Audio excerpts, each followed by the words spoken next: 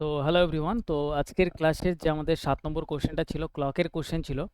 ক্লকের এর আগের একটা কোশ্চেন যেখানে ওভারল্যাপ করবে, দুটো কাঁটা একসাথে টুগেদার মানে একসাথে হবে, তার কোশ্চেন আমরা সলভ করেছিলাম। তো সেম ফর্মুলা দিয়ে আজকের কোশ্চেনটা আমরা সলভ করবো, ইজিলি তোমরা রিলেট করতে পারবে, ঠিক আছে?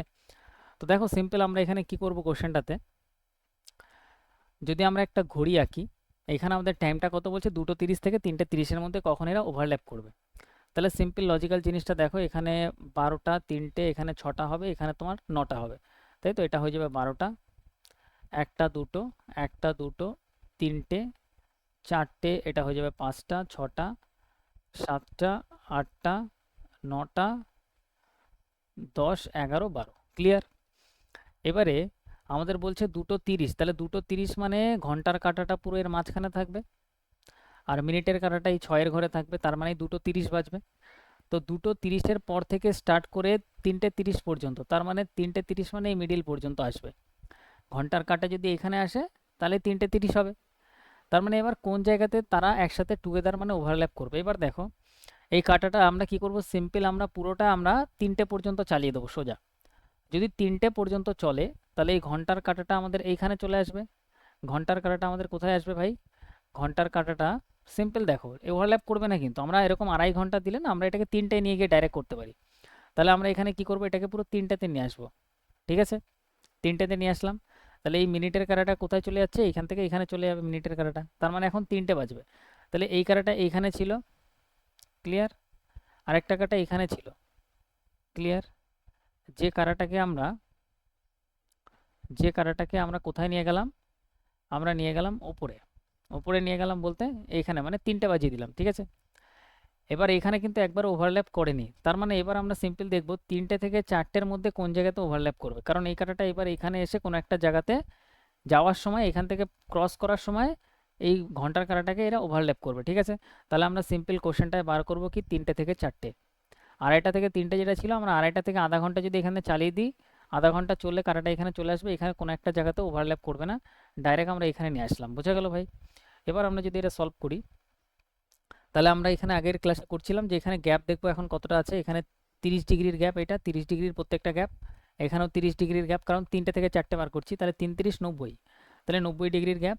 আর ঘন্টার কাঁটা আর মিনিটের কাঁটার যে রিলেটিভ স্পিড আগের ক্লাসে বলেছিলাম সেটা কত, 5.5 ডিগ্রি পার মিনিট, ঠিক আছে?